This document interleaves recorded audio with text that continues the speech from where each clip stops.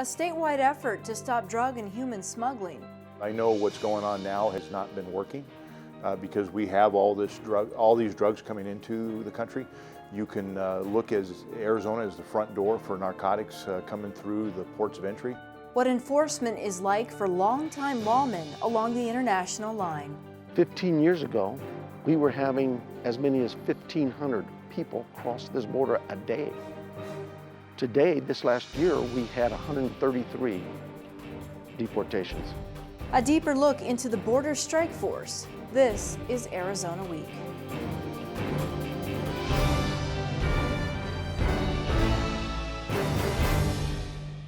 The Border Strike Force has been up and running in Arizona for nearly 3 months, an effort spearheaded by the governor and the Department of Public Safety. Over the next few months, lawmakers will decide whether to invest $30 million in more border enforcement. Here's Colonel Frank Milstead, the director of the Arizona Department of Public Safety. The ad hoc version of it has been in motion. We have reallocated existing resources to conduct some operations with our federal and other local partners to see how effective we were, to try to learn from our successes and our challenges. So those initial operations without new funding, without new staffing, they have been successful. And I think some of the things that we've done are compelling reasons why we need to continue. What are some of those compelling reasons? We're literally seeing hundreds and hundreds of pounds of marijuana being tracked through the desert. We have done surveillance of those individuals who drop off those drugs, following them all the way into Phoenix. They had hired some females out of a heroin halfway house to drive the trucks for them to a motel in Phoenix. It's a huge network. The porous border is the problem. It's just there's not enough resources and there's not enough troopers on the road to interdict. So if we want to do more, we have to make it a priority of focus, and we have to spend some dollars and spend some time with the staffing to make that happen. Why do you need more troopers? I mean, there are 4,000 Border Patrol agents along our southern border. Why not have them do this? So we could sit around and debate what has been done or not been done, and really not of any interest to me, because I know what's going on now has not been working, because we have all these drugs coming into the country. You can look as Arizona as the front door for narcotics coming through the ports of entry. And when you say 4,000 people, you're talking about 380 contiguous miles of Border Patrol, and 4,000 people to deal with two of the busiest ports in the nation coming in from Mexico into Arizona at the DeConcini Port and Mariposa. So that staffing isn't driving around the desert, and they're not working Arizona highways to interdict. The other piece of it is DPS is very lean. We went through the same cuts of staffing that most police departments have over the last 6 or 8 years. We're not at capacity for staffing. We have neglected a communication system so everyone can talk to one another. So we've got to put more troopers on the road to take care of the circulatory system of the state, which is the Arizona highway system. Is this a narcotics unit then for DPS, or do you have one? We do have a narcotics unit. We do statewide. By Title 41, we are state criminal and narcotics investigations. But this is more about the interdiction piece and the human trafficking piece. So really, if you look at it as this is human trafficking, narcotics trafficking, and how do those people and how do those drugs get into the country?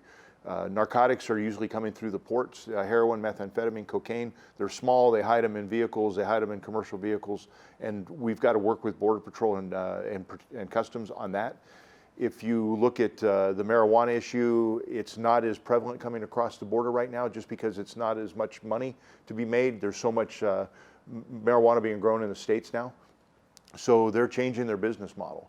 The problem is that the heroin is so powerful, it is so addicting, and they're lacing it with fentanyl and other things which are 25 times more potent than just regular heroin, that we're killing people all over the country. And the cartels are rolling around in $100 bills partying and waiting for someone else to get addicted. It's disgusting. Can you describe what one of these most recent task force operations look like? We work off intelligence that we get from HIDA, which is our high intensity drug trafficking area, and we look at what the Border Patrol and Customs people are seeing crossing the border. So we look for hot spots.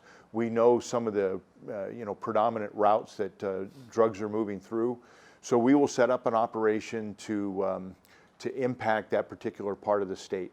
And I would say you would find 100, 130 law enforcement officers and leadership and all of the investigative equipment that's required to do those nighttime operations, because most of it's happening at night. Again, your small drugs are coming through the ports. That's all day long, but the night stuff is coming through the rugged mountain parts of the state is all night. As I understand it, some DPS officers would be assigned to sheriff departments or vice versa, and there'd be like a liaison relationship? I'm glad you asked that, because it really is an interesting proposition.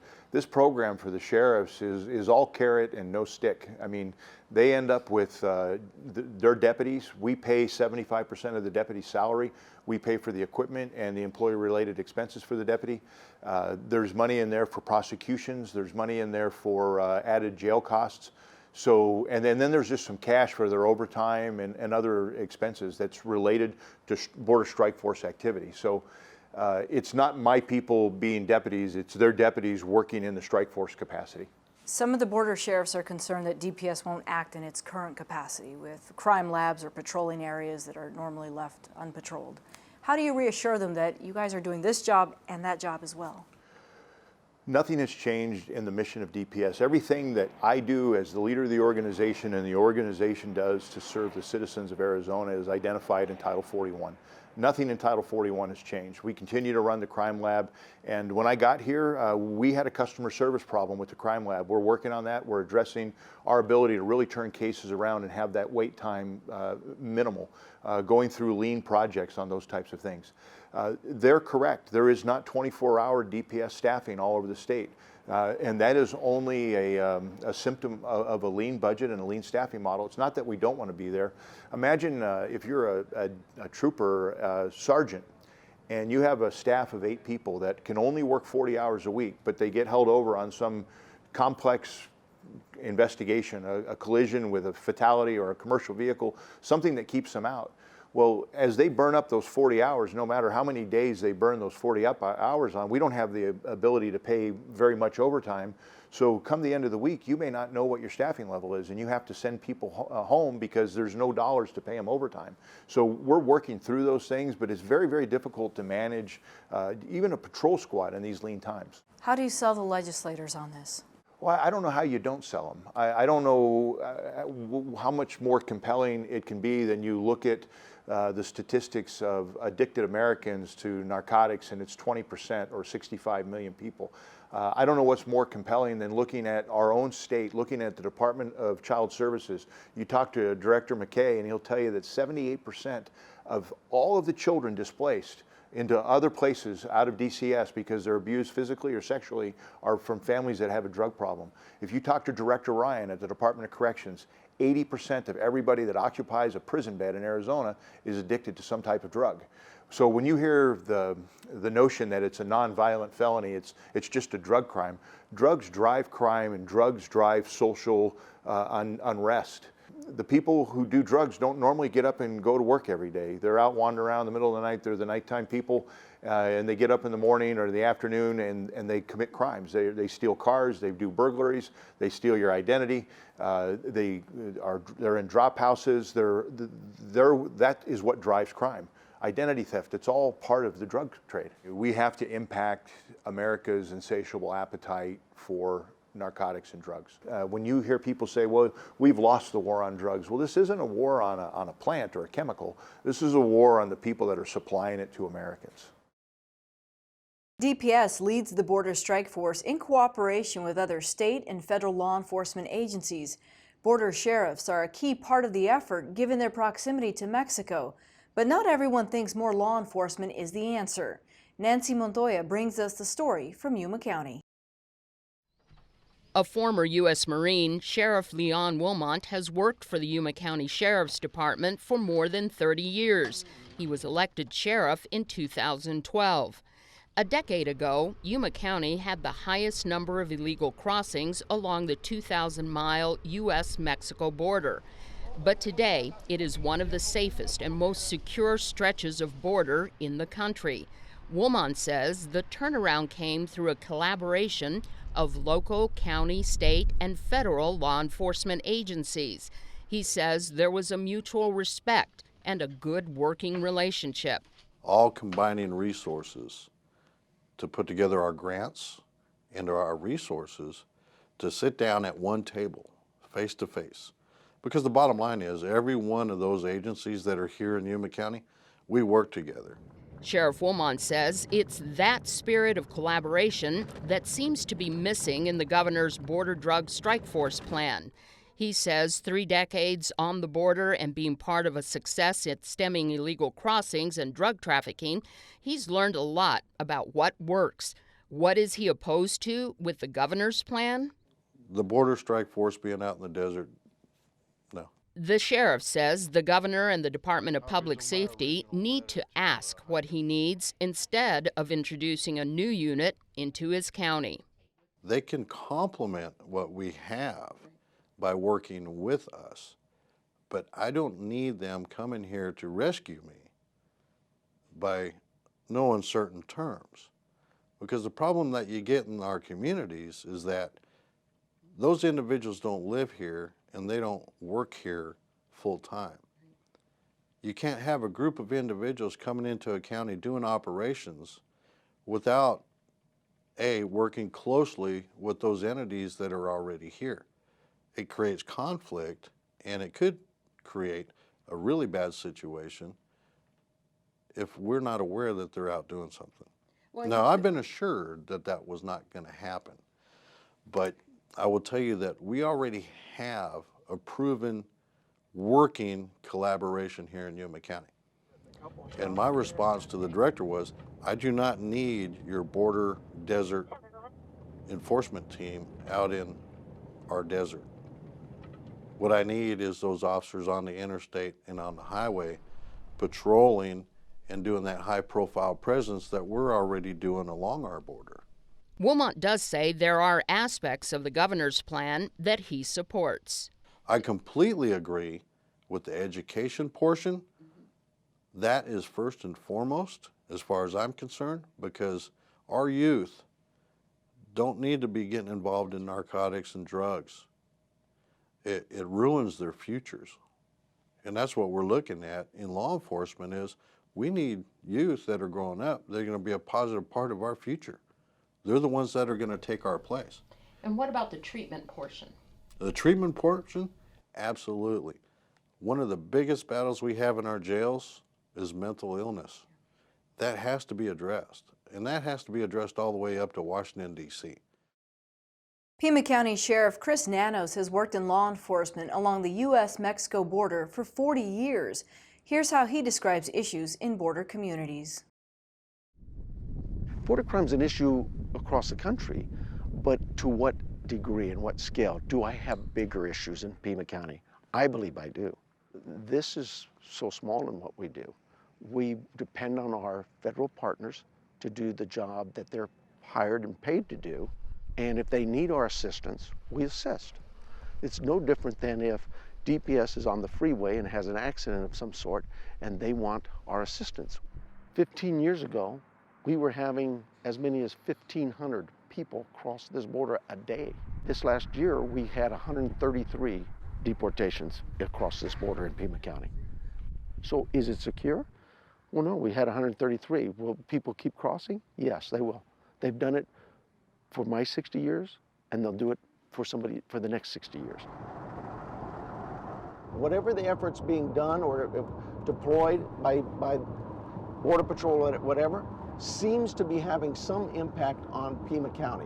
When you look at our border, 126 miles of border, the largest border county in the nation, 75 miles of that border is the Indian Reservation. We have no authority there. We don't go there.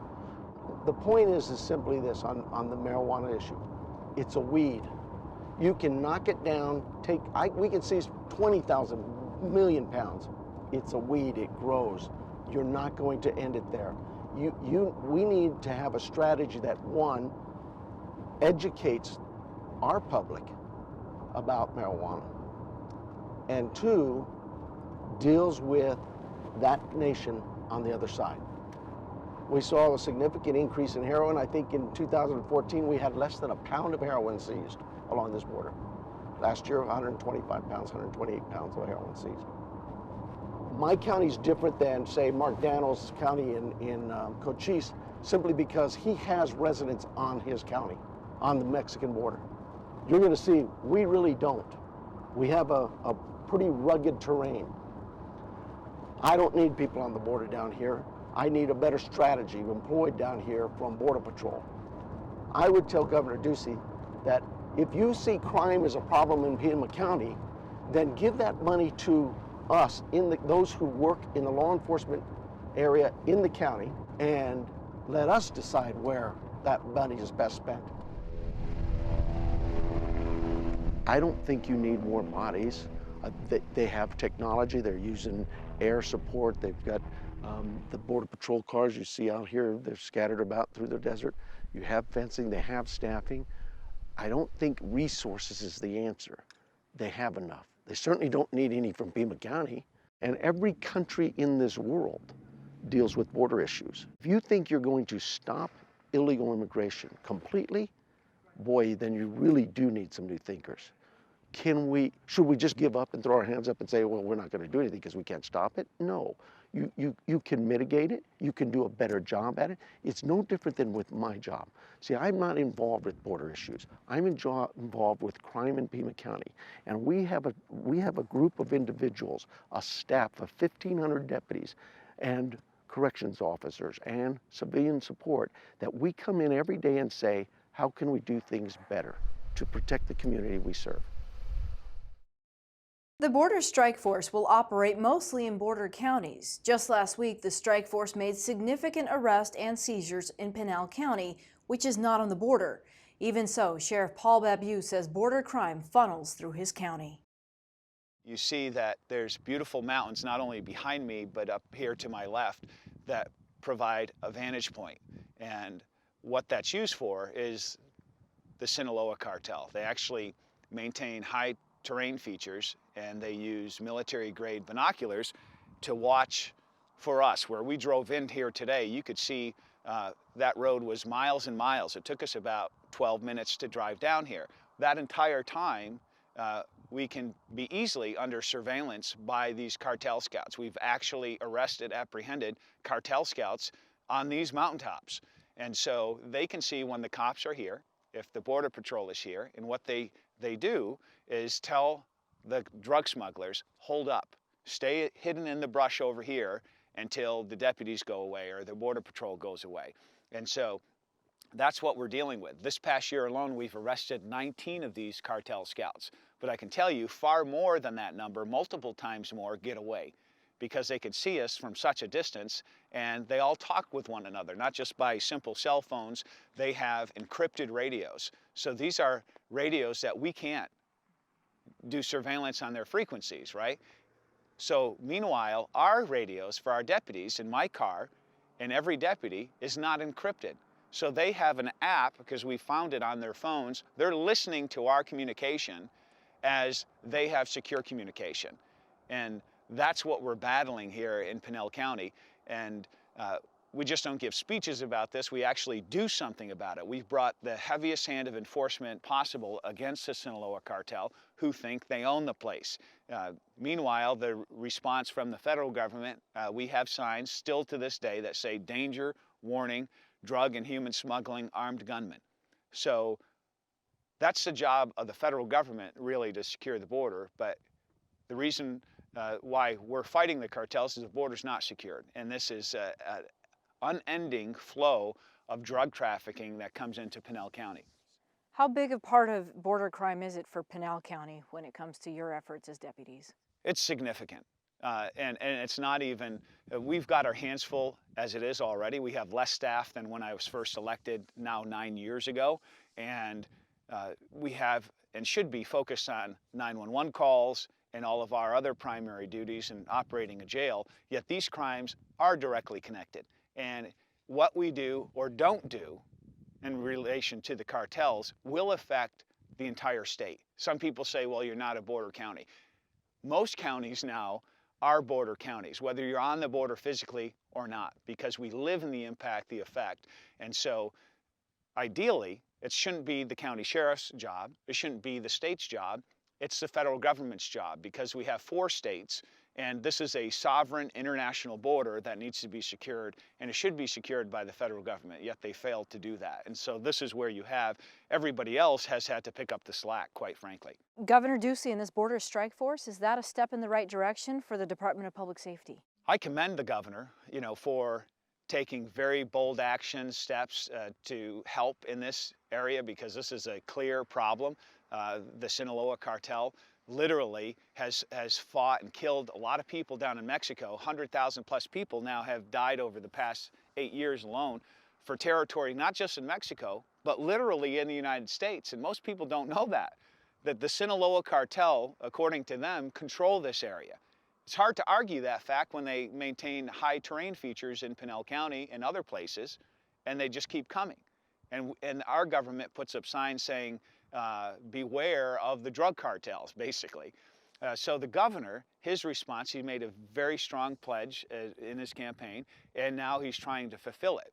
And when it comes to DPS, absolutely, they provide very important functions in terms of our highway patrol, and as well as the crime labs. And what I have said respectfully in other sheriffs is we really need them to focus on doing their primary job well first. And that means that we should have DPS patrols, the troopers actually patrolling 24/7 on our rural routes, on our state highways and interstates. And that's not happening right now. So it's not just, at nighttime, make sure the DPS troopers are on in the 4 border counties. How about Pinal County? How about the rest of the rural counties in Arizona? Because I can tell you that's very important to local sheriffs, because if now a wreck or some other incident happens in their areas of primary responsibility, it falls to the sheriffs.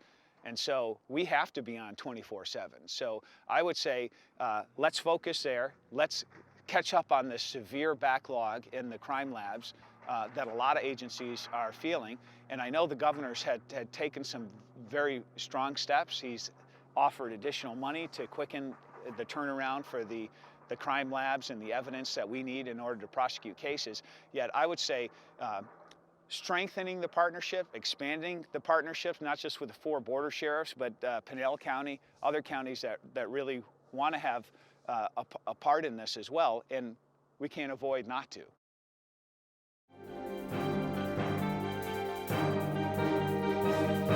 And the buzz now with my colleague Nancy Montoya here at Arizona Public Media. Thanks so much for being here. Sure. We understand it's not a one-size-fits-all model, but most of the sheriffs are saying we like parts of it, not all of it. That's right. They're slowly coming on board with it. You still have Sheriff Wilmot up in Yuma County who's saying, this is just not what I need in my county. He is okay with the educational portion, with the treatment portion, but not with officers in his desert. What about, we talk about the Tohono O'odham Nation from Right. Sheriff Nanos. You spent some time on the Nation this week. What are people there saying? Right, I spent a couple of days on the Nation, and although I didn't talk to many law enforcement officials officially on the record, many of the community members are telling me that they're fearful that here is yet another group coming onto the Nation that will further restrict their freedom of movement. As you know, there's been many battles between the Nation folks and Border Patrol, with Nation community members feeling that their movement is very constricted. Their movements are, they're feeling like they don't have the freedom that they used to have, and bringing in another law enforcement group, they fear that more of the same will happen. We have some pictures from the Department of Public Safety of the current task force that have operated, and you can see a lot of marijuana, some firearms. These are things that they have been getting before under different names within the state, like GIT'em. Right. Now, GIT'em is was started in 1992 under Governor Symington, and was originally started as a gang task force. Then in 2006, the state legislature wanted to add immigration and border-related crimes to get them. So they appropriated even more money and even more staff to that. And get 'em is much like what the governor is talking about in his strike force, where it's a collaborative effort between local, state, federal officials. The question is, what's really different between get 'em and between the strike force?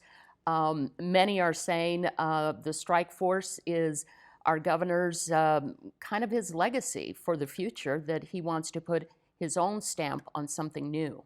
The other term we hear is HIDA. Colonel Milstead talked a lot about that. That's more of a federal program. Right. HIDA's a strange kind of combination of a major federal, lots of federal dollars coming down to the local municipalities. Up in Yuma County, they've pulled out of HIDA. Pima County, my understanding is, has pulled out of HIDA. And the reason is it's another big law enforcement agency giving you money, but expecting you to toe the line the way they want you to. And we have sheriffs that are very independent who don't want to toe the line according to federal standards. Now, the operations we understand are operating with maybe 100 to 130 law enforcement personnel in these areas. Sheriff Wilmot in Yuma County, for example, says if this does come in, we all need to work together on this. Absolutely. He